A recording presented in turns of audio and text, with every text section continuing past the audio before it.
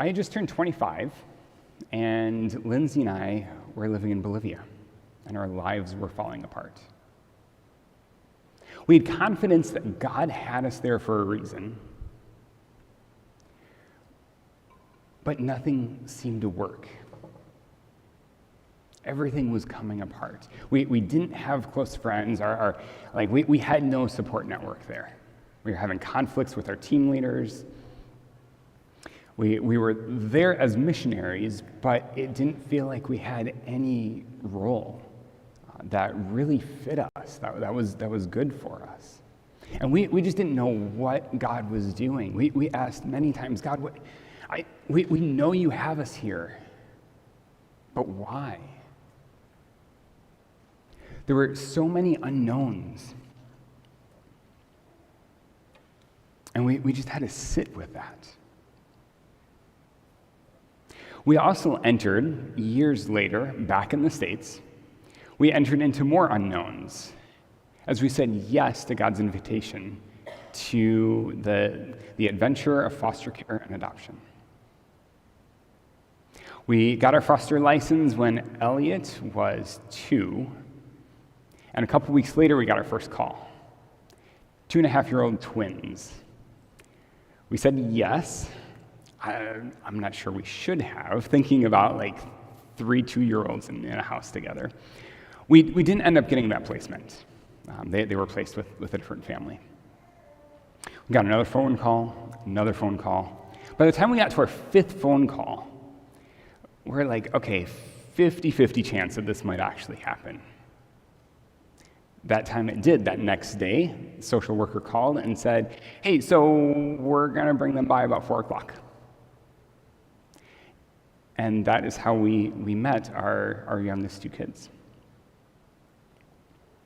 But we didn't know what things were going to look like.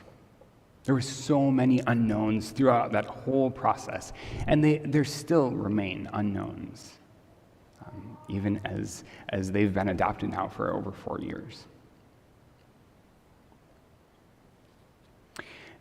And I think even now, thinking about other things too. David, Michael, and I have spent, I don't know how many hours talking about the unknowns of what does life without Britta look like. For those of you who don't know, that's his wife and my sister who passed away 3 months ago. So there's just all of these unknowns, and I suspect that all of us have unknowns in our lives. Whether it's related to the school year, whether you're working in education or a student yourself, or are a parent of a student. Right? New school year brings new rhythms and just a different way of looking at things. And that can bring unknowns. Some of you might not be sure whether the job you're in is going to be a long-term job for you. Maybe it's your preference, like, I don't know if I can be here long-term. Or there's fears of layoffs. Some of you might be dealing with unknowns of finances. Some of you might be dealing with the question of how long am I going to be living in this area? It might be just how will I adjust to this new situation? Whether it's a life or a family situation, a work situation, a church situation. I think there are all of these things. And so what do we do with that? When our lives, like there isn't the certainty that maybe we're hoping for. You know, I think we can look back to other people and see how they have dealt with unknowns. I read a book several months ago by a former seminary professor. He was also the seminary president. He was the president of InterVarsity, the organization that I worked for before I was even a student. But he wrote and documented his journey from diagnosis to death of cancer. And seeing how he responded to things and what was his posture with the unknowns, the hopes of treatment, but also the reality that he has this cancer. And so we can look back recently. We can also look back to ancient times. And that's what we're going to be doing today. And I am making sure that I have my slides ready. All right, so I need to give some context before we get into Genesis 12, the passage that we have. But as we're in this Origins series, we're looking at the origin of God's family. So we're going to back up, though, a little bit. And there's some family tree stuff that we need to explain and help you understand. So Terah, I have no idea how to pronounce that name. That's what I'm going to say. There's other names. I don't know how to say them. This is what it is. So he's kind of the person that we're going to start with. He is a descendant of Shem, who's one of the sons of Noah. So Terah had 4 kids that are documented, at least in the Bible: Nahor, Haran, Abram, and Sarai. So Abram and Sarai were married. Yes, they were siblings. I had forgotten that. Different mom, same dad. They're married. That's weird. If you have questions, ask Aaron. So Haran had 3 kids: Milcah, Iscah, and Lot. So 2 girls and a boy. Another weird dynamic: Milcah married her uncle, Nahor. Haran then dies, and we can assume that Iscah got married as well. And then Terah takes Abram and Sarai, later known as Abraham and Sarah. So same people, if you're not sure. It's all the same people, and his grandson Lot, and they set off. So they were all born in Ur. They lived in Ur. That was where their life was. But Terah took them from Ur. The bottom right is the typical location of where Ur was located. And he actually set out for Canaan. They ended up at Haran. So you can see there's the desert there. That's why they think that they would have gone out and around following the river instead of trying to cross the desert. But what ended up happening is, they settled in Haran. I'm going to assume that Abram named that for his deceased son. We don't know. There's a lot of things that we don't know that Scripture doesn't tell us. But what we do know is that they set out from Ur and settled in Haran, intending to go to Canaan. Why Canaan? Why did Terah intend to go there? We don't really know. There's some speculation, some theories that he might have been told by God to go there first, and he didn't actually make it. So that's why Abram got that call that his father didn't complete. Maybe it was because he was worshiping other gods and heard that the Canaanite gods were more powerful than the gods that he was worshiping. We don't know. Maybe it was because he had heard that the best shawarma was in Canaan. Ultimately, all we know is that the 4 of them left Ur. They ended up in Haran and intending to go to Canaan. So this family had a lot going on, pun semi-intended. But this is the origin story. There's mess involved with this. There's unknowns involved with this. But this is where we are. So as we enter into the text now, having this background, let's pray. Lord, would you guide us? As we are holding these unknowns in our own lives, would you help us to see what you have for us in the midst of this? And we pray that Abram's example would be one that we could see parallels with our own lives, and that we would be able to trust you more and more.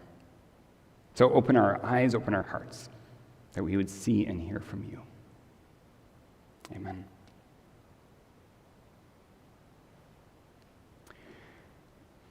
So Genesis 12. And then the Lord said to Abram, "Leave your country, your kindred, and your father's household, and go to the land I will show you. I will make you into a great nation and will bless you. I will make your name great so that you will be a blessing. I will bless those that bless you and curse those who curse you. And all the families of the earth will be blessed through you." So we're going to pause there and go through some of this. So, leave your country, leave your kindred, leave your father's household. What is God telling him to do? He's saying completely separate yourself. There's nothing left, no ties left, full separation. Some of us have lived overseas. And so I was kind of thinking about it in this way. What if you had this sense from God, like, okay, go get on this plane. You don't know the destination of the plane. And you have to turn in your passport. You have to turn in your citizenship. And you will never have contact with your family again. Oh, and you can just take what you can fit in your suitcases. Like, that's the type of separation that he's saying. You can't rely on your family anymore, and in this culture, family was everything. So imagine the implications of that for him. Imagine how hard that would be to hear that. To completely separate, give up all of these things, basically give up your identity.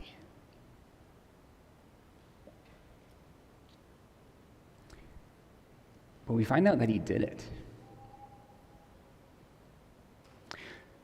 So we'll get to that in a little bit, but to me, still trying to wrap my mind around what that would be like. When we moved overseas, we still had connections. That was the era of Skype, that despite spotty internet, we were still able to communicate with people, with our families, with our friends from home. We had our passports. We had a place to come back to. There were all of those things that were tying us together. But to imagine that there wasn't any of that was what he was being asked to do. But it wasn't just that. God also gave him this set of promises. I will make you into a great nation.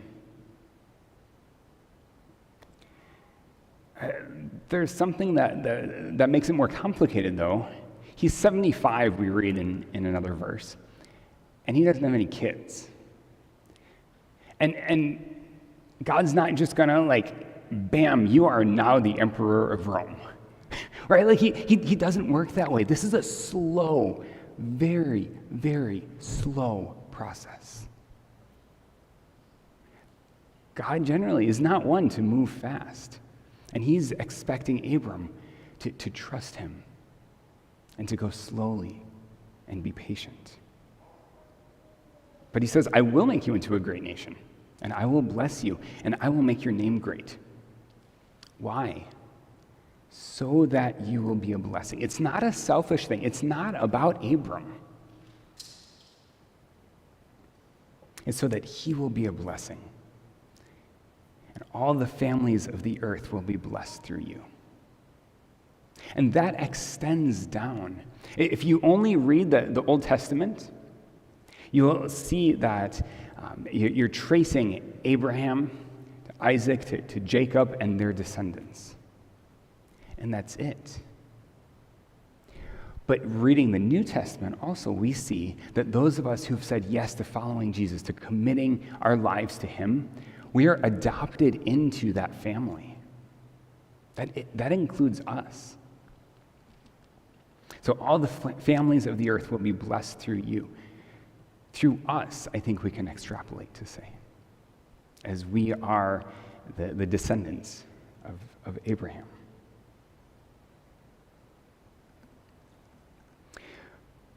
But Abram is asked to wait. He's asked to trust.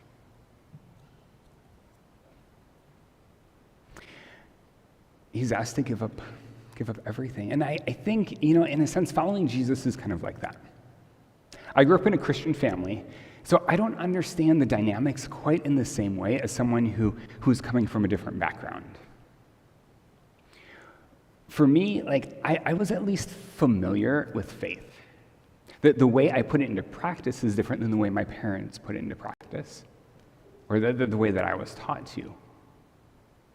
But it was familiar enough to me.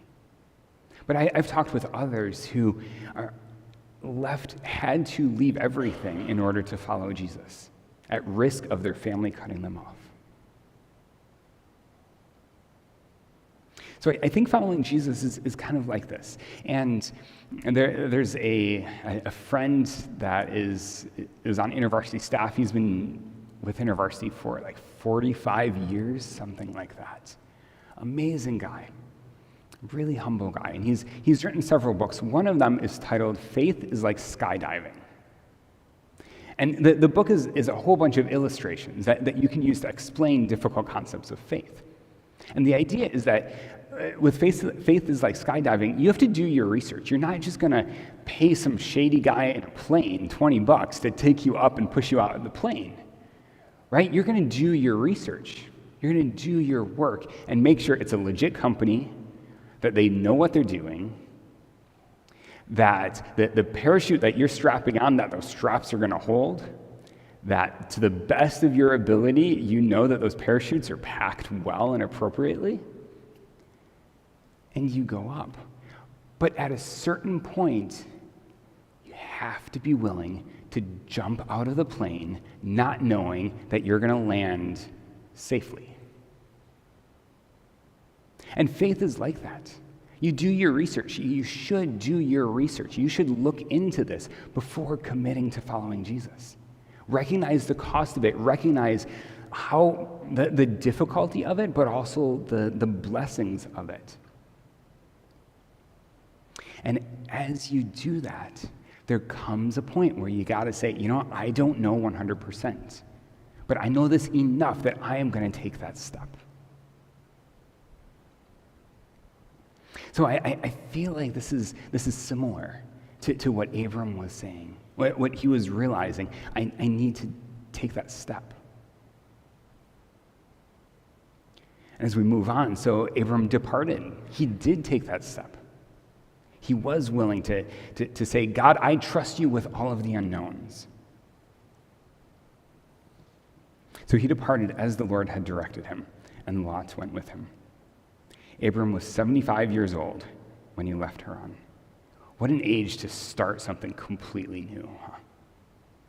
And Abram took his wife Sarai, his nephew Lot, and all the possessions and people they had acquired in Haran, and set out for the land of Canaan.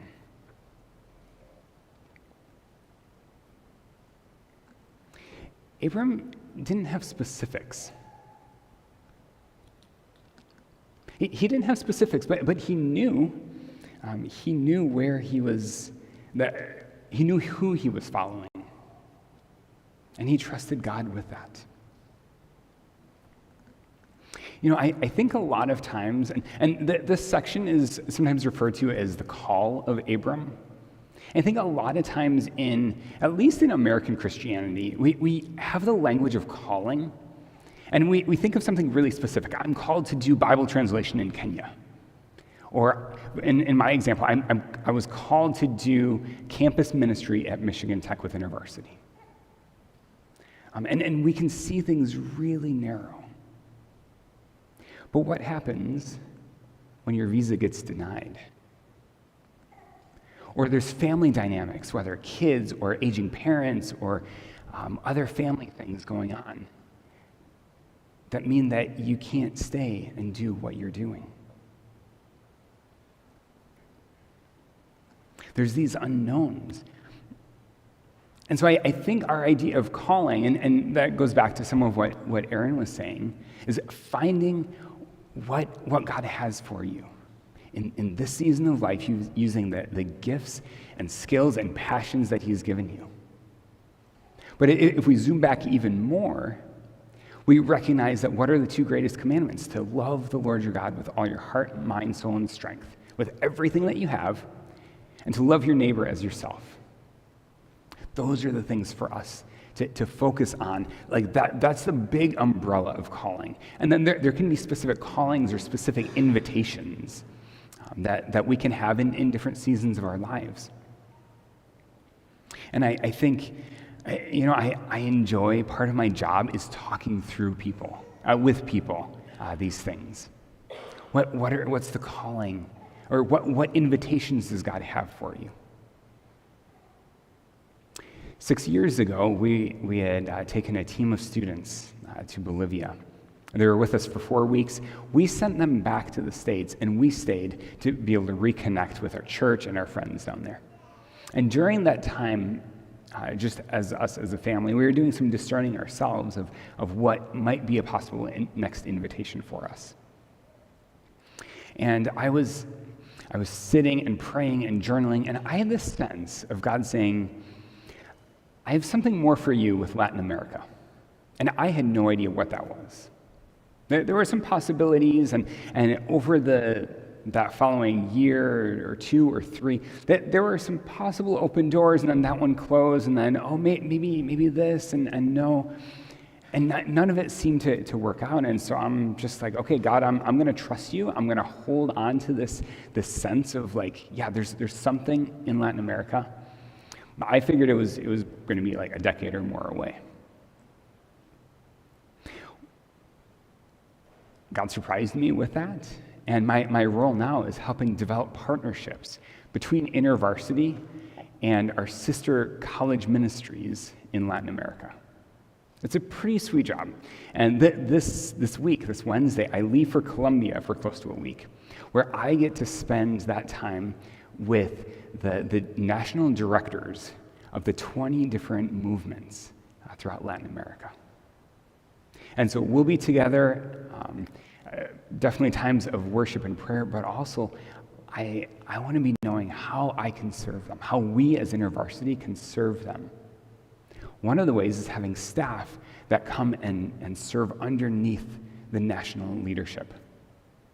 And there's an InterVarsity staff who's traveling with me, who's considering and discerning, is God inviting me to go and serve under this movement? And so it's exciting, but there's a lot of unknowns still. But I think the key is trusting God with that. God doesn't always give us details. Like the Latin America thing, there's one piece of the puzzle.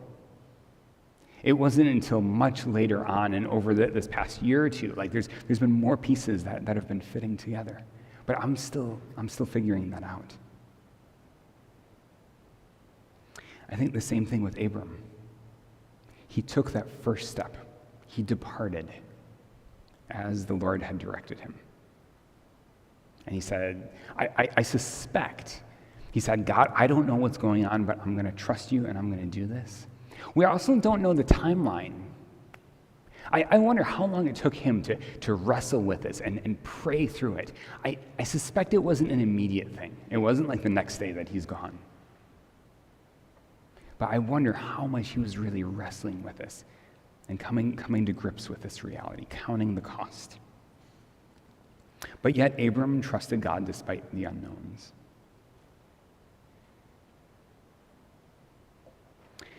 Hebrews 11 has something to say about this as well. By faith, Abraham, when called to go to a place he would later receive as his inheritance, obeyed and went, even though he did not know where he was going. By faith, he made his home in the promised land like a stranger in a foreign country. He lived in tents, for he was looking forward to the city with foundations, whose architect and builder is God. If they'd been thinking of the country they had left, they would have had opportunity to return. Instead, they were longing for a better country, a heavenly one. Therefore, God is not ashamed to be called their God, for he has prepared a city for them. So thinking about the country that they've left, one of the staff that I supervise actually is living in Colombia. She's back in the States, ironically, for her sister's wedding, so I'm not actually going to see her when I'm there. I'm going to be staying like a 20-minute walk away from her apartment. It's like, oh, that's so sad. But so she's back in the States, and this is the first time she's been there for about 15 months. And she's coming to grips. So we talked this past week about like, okay, this is bringing up all of the feelings of the things that she has left behind. Her friends, her family, and those really close relationships. And it's been hard. It's been hard for her to be there, developing relationships and just trying to build a support network around her. But so she's back and she's recognizing the cost of going. But I was so encouraged talking with her because she said, like, I am there until God directs me otherwise. And so she's trying to hold those things together. And longing for what God has for her.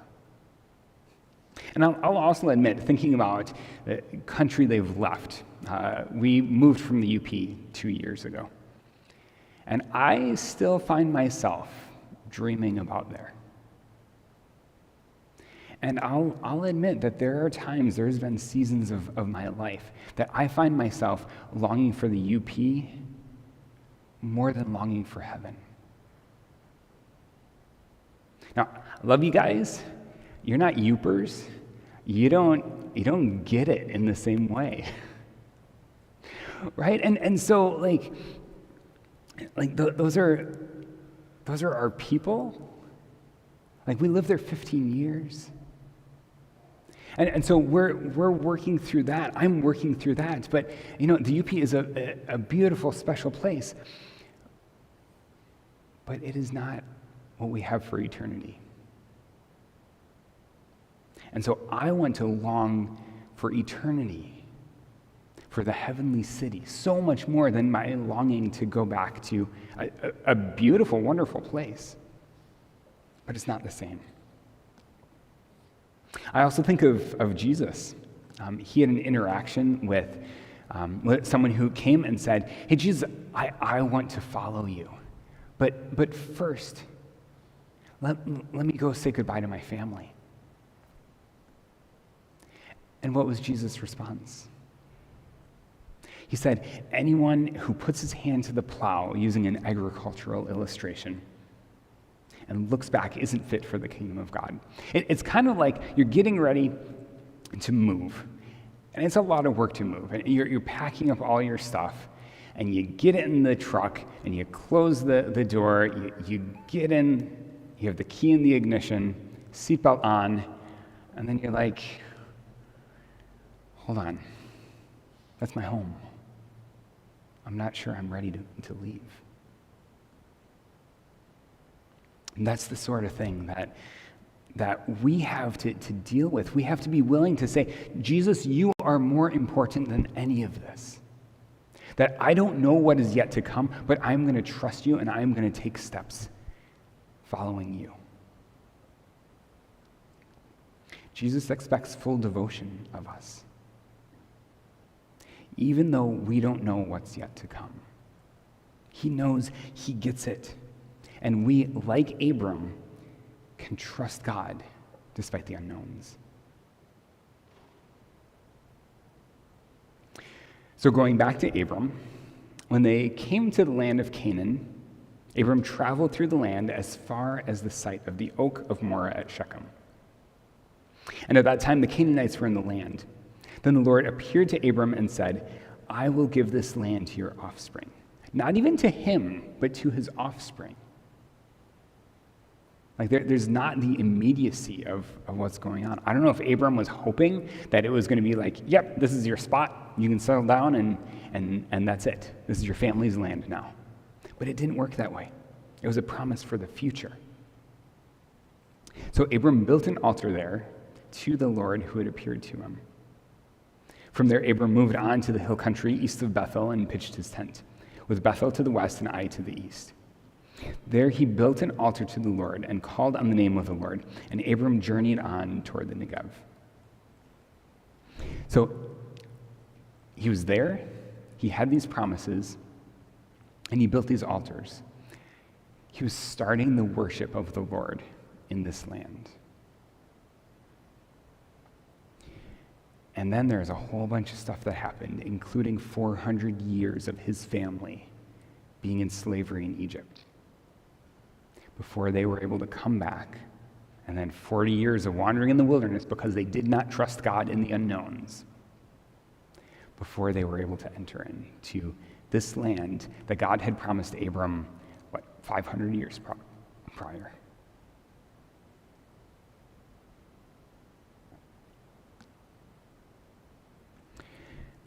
I think, what does this mean for us?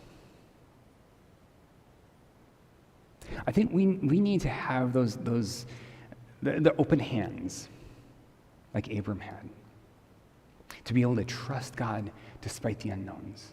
Maybe a better way to say it, trust God into the unknowns. So what are the unknowns for you? What is yet to come that maybe you wish you knew, but God hasn't showed it to you yet? I think for some of us, we're maybe holding on to things, like me holding on to the UP. We're here long term, and we're going to be visiting the UP, but that's not our home. So am I holding too tightly onto something like that? So some of you may be holding on to something too tightly. What do you need to release? Others of you maybe need to be taking on something new. Maybe it's something that God has opened up for you, and you're a little nervous about. What is that next step for you? You don't have to know the whole thing. You just have to know that God is faithful, that he is trustworthy. And that we can say, yeah, okay, I don't know what's ahead, but I'm going to take that one next step.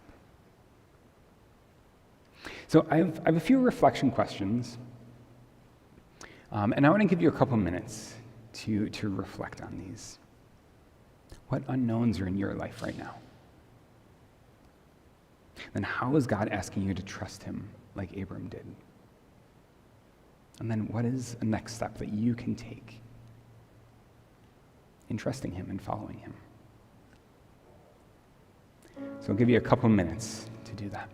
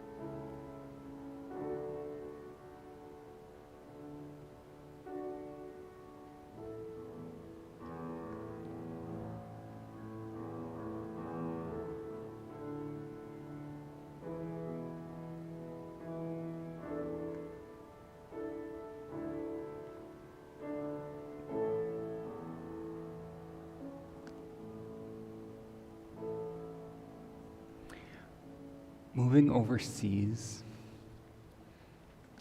and adopting were some of the two hardest things I've done in my life. But we've been able to see God's faithfulness through that. He has guided us through that. And we have not done it perfectly by any means. And we've brought on things more challenging for ourselves because of our sin. Abraham wasn't perfect either. The very next story, he tells this half-truth that gets him into some hot water, and it makes things more difficult for him. So God's not expecting perfection.